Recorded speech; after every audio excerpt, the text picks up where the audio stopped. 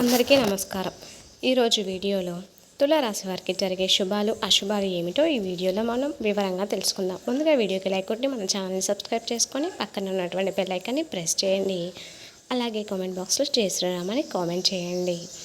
ఆదాయం కంటే ఖర్చులు ఎక్కువగా ఉండడం వల్ల ఆర్థిక సమతుల్యత క్షీణించవచ్చు. మీరు ఈరోజు ఏదైనా వ్యాపార సంబంధిత ప్రణాళికను పూర్తి చేయగలుగుతారు మరియు దానిలో చాలా వరకు విజయం సాధిస్తారు. కానీ మీ వ్యాపార ప్రణాళికను మీరు రహస్యంగా ఉంచండి. ఎవరైనా దాన్ని దుర్వినియోగం చేయవచ్చు. ఉద్యోగ బదిలీకి సంబంధించిన కార్యకలాపాలు ప్రస్తుతానికి నిలిపివేయబడతాయి. వైవాహిక సంబంధాలు మాధుర్యం ఉంటుంది మరియు కుటుంబ వాతావరణం కూడా ఈ రోజున ఆహ్లాదకరంగా ఉంటుంది. పిల్లల రాక గురించి మీరు శుభవార్త అందుకోవడం వల్ల ఇంట్లో పండుగ వాతావరణం ఉంటుంది. వాతావరణం యొక్క చెడు ప్రభావాలను నివారించడానికి దేశ మరియు ఆయుర్వేద వస్తువులను ఎక్కువగా తీసుకోండి. ఈ రాశి వారికి ఈరోజు మిశ్రమ ఫలితాలు ఉంటాయి. ఇంట్లో శుభకార్యాలు జరుగుతాయి. స్నేహితులు కుటుంబ సభ్యులతో ఆనందంగా గడుపుతారు.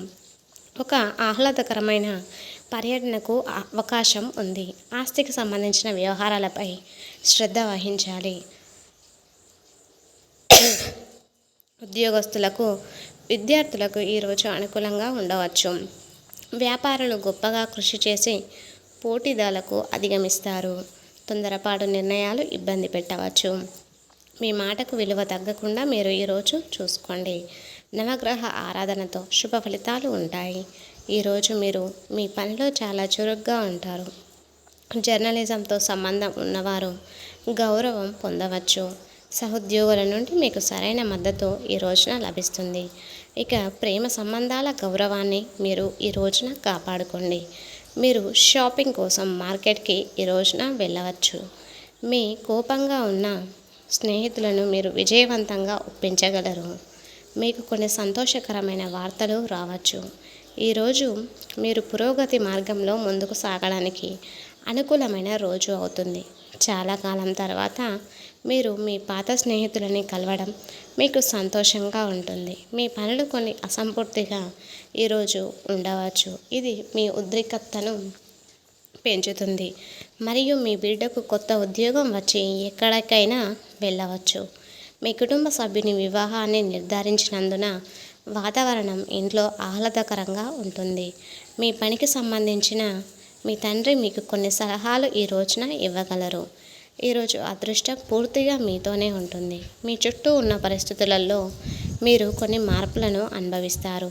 మీ ప్రేమ జీవితంలో ఒక ఉత్తేజకరమైన కొత్త దశ ప్రారంభం కానుంది.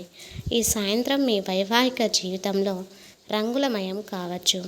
ఆలయంలో పేదలకు బట్టలు దానం చేయండి. మీకు ఉన్నంత మంచి జరుగుతుంది. ప్రస్తుత పరిస్థితులలో ఆస్తి అమ్మకం నుండి మంచి లాభం వస్తుందని మీరు ఆశిస్తున్నారు. యవ్వనోపాధికి సంబంధించిన కార్యాచరణ ప్రణాళికలను రూపొందించండి మరియు వాటిని అమలు చేయడంలో గంభీరతను కొనసాగించండి. వ్యాపారం పట్ల మరింత ఆలోచన అవసరం. సృజనాత్మకంగా ఉండాల్సిన ఉద్యోగం ఉన్నవారు ఉద్యోగ రంగంలో పనిచేసే వారికి ఈరోజు కొన్ని శుభవార్తలు అందవచ్చు. వృద్ధాప్యాన్ని దాటిన ఈ రాశిచక్ర వ్యక్తులు తమ ఆరోగ్యం పట్ల ప్రత్యేకమైన శ్రద్ధ వహించవలసి ఉంటుంది. ప్రయాణ సమయంలో మీరు కొన్ని సమస్యలను ఈరోజు ఎదుర్కోవచ్చు. కావున మీరు చాలా జాగ్రత్తగా ఉండాలి. ఈ రాశివారు సంప్రదింపులతో తీరిక ఉండదు.